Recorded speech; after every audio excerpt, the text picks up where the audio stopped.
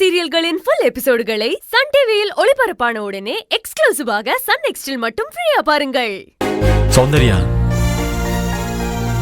அம்மா போய் பார்த்ததும் சௌந்தர்யா புண்ணியத்துல மதி இனிமே நம்ம வீட்டுல தான் இருக்க போறான்னு சொன்னாங்க. ஒரே செகண்ட்ல அத்தனை டென்ஷனும் அப்படியே பறந்து போயிடுச்சு. அதுக்கு உனக்கு ஒரு தேங்க்ஸ் சொல்லி கிஸ் கொடுக்கணும். ஏய், நான் என்ன தப்பா சொல்லிட்டேன்? உனக்கு நன்றி சொல்லி என் பொண்டாட்டிங்கிற முறையில ஒரு முத்தம் கொடுக்கலான்னு கூப்பிட்டேன். அதுக்கு ஏன் போற? ஏய், என்னாச்சு சௌந்தர்யா?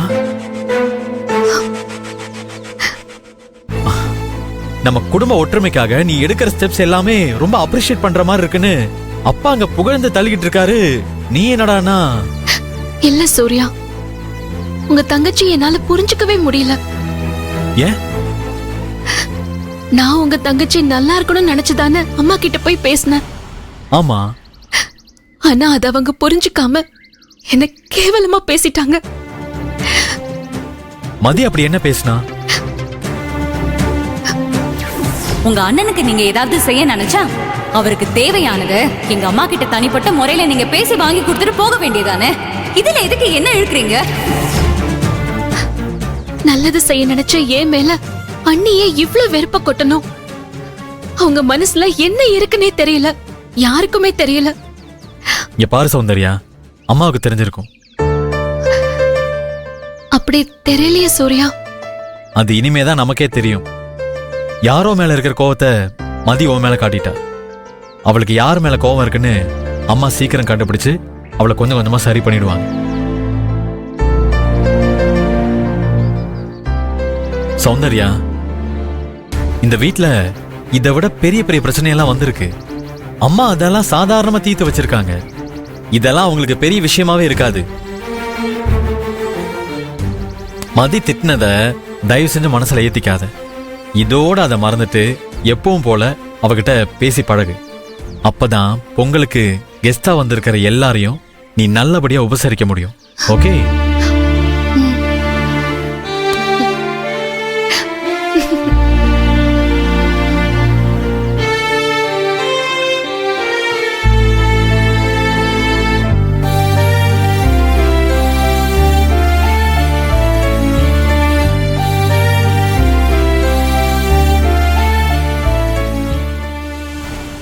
நம்ம சுட்ட இட்லி சும்மா மல்லிகைப்பூ மாதிரி இருக்குப்பா.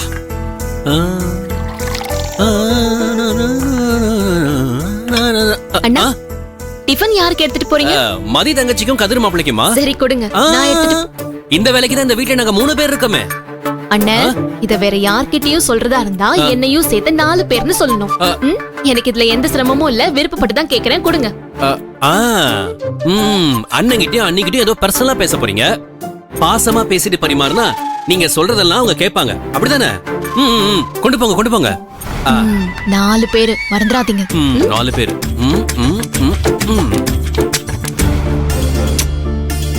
2 பேரும் முட்டிட்டு இருக்கிறது சௌந்தர்யாமாக்கு தெரியாம இருக்காது. 2 பேருக்கும் ராசி பண்ணி வைக்கத்தான் சௌந்தர்யாமா டிஃபன் வாங்கிட்டு போறாங்க. ராசியான சந்தோஷம் தான். இளமதி, நீ நினைக்கிற மாதிரி நான் போய் சொல்லல. அத்தையும் மாமாவும் கூப்பிட்டு கேட்டதுனாலதான் சொன்னேன். அவங்க கேட்டா உடனே சொல்லிடுவீங்களா? எப்படா கேட்பாங்கன்னு எதிர்பார்த்துட்டு இருந்த மாதிரி, அப்படிதானே? அப்படிலாம் இல்ல இளமதி. பெரியவங்க கேட்கும் போது யார் கேட்டா என்ன? நீங்க யார்கிட்ட கேட்டிருக்கணும்? என்கிட்ட வந்து இப்படி கேக்குறாங்க, என்ன சொல்லட்டும்னு கேட்டிருக்கணும்ல. இனிமே கேட்டா நான் உன்கிட்ட வந்து கேக்குறேன். ஐயோ,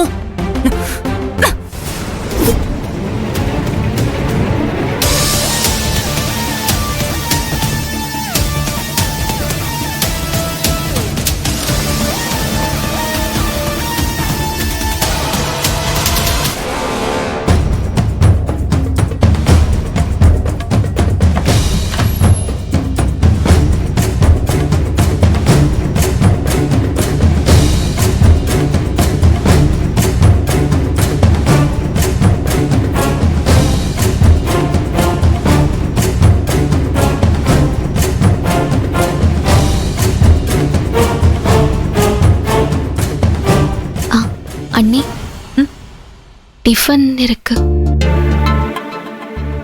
நான் உங்களை கொண்டு வர சொல்லவே இல்லையே.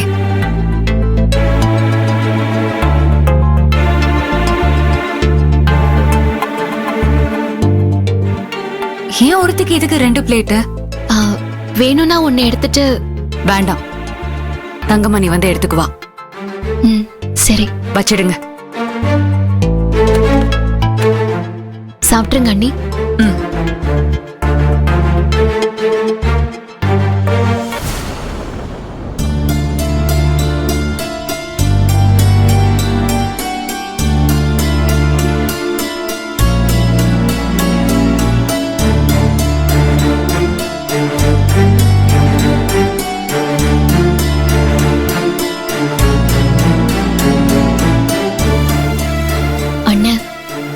மதிய அண்ணி நம்ம வீட்ல இருக்க பிடிக்காம ரொம்ப டிஸ்டர்ப்டா இருக்காங்கன்னு ருத்ராமா வந்து சொன்னாங்க. அவங்க கிட்ட நீ சொன்னது எல்லாத்தையும் என்கிட்ட வந்து சொன்னாங்க. அதனால்தான் நான் உங்க 2 பேரையும் எங்கேயே வர வச்சிடலாங்கிற முடிவுக்கு வந்து அம்மா கிட்டயும் மாமா கிட்டயும் பேசினேன். ஆனா நான் நினைச்சது இப்போ நடக்கிற மாதிரி தெரியல. அன்னைக்கு இந்த வீட்ல தங்கறதுக்கு கொஞ்சம் கூட இஷ்டமே இல்லை.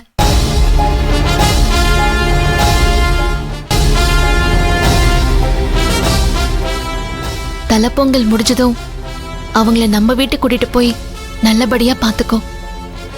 அவங்க மனசு கோணாம நடந்துக்கோ. வசதியான வாழ்க்கை கிடைச்சதும் நீ டோட்டலா மாறிட்ட சௌந்தர்யா. ருத்ராமா கேட்டதுக்காக ஒரு ஃபார்மாலிட்டிக்கு போய் அத்தை கிட்ட போய் பேசியிருக்க. இல்ல, மனப்பூர்வமா நான் இங்க வரணும் நீ நினைச்சு பேசல. அப்படி நீ நினைச்சிருந்தனா இளமதி கிட்ட போய் பேசி அவளை நீ சம்மதிக்க வச்சிருப்ப.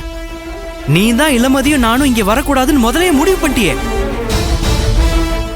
அது இப்பதான் எனக்கே தெரியும். உண்மையாவே என் வாழ்க்கை நல்லா இருக்கணும்னு நினைச்சிருந்தா அப்ப நீ என்ன தெரியுமா சொல்லிருக்கணும்? தலை பொங்கல்னு சொல்லி நீ இங்க வந்துட்ட, இனி எக்காரணத்து கொண்டு நம்ம வீட்டுக்கு போவே கூடாதுன்னு சொல்லி என் தலையை அடமானம் வச்சு ஒன்னே அண்ணி இங்கே இருக்க வைக்கன்னு சொல்லிருக்கணும். பொங்கல் முடிஞ்சதும் அவளை அழைச்சிட்டு போன நீ சொல்லிருக்க கூடாது. நாங்க இங்க வந்து இந்த வசதியான வாழ்க்கையை பங்கு போறத நீ விரும்பல. அண்ணா, தயவு செஞ்சு நான் சொல்றத கேளு.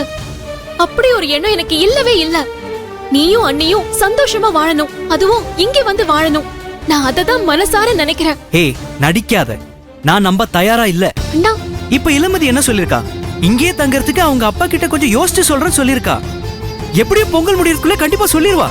அவங்க அப்பா கிட்ட ஒரு நல்ல பதிலா தான் சொல்லிருப்பா. அதுக்குள்ள நீ உள்ள வந்து குட்டையை குழப்பி எங்களை துரத்த பாக்குற.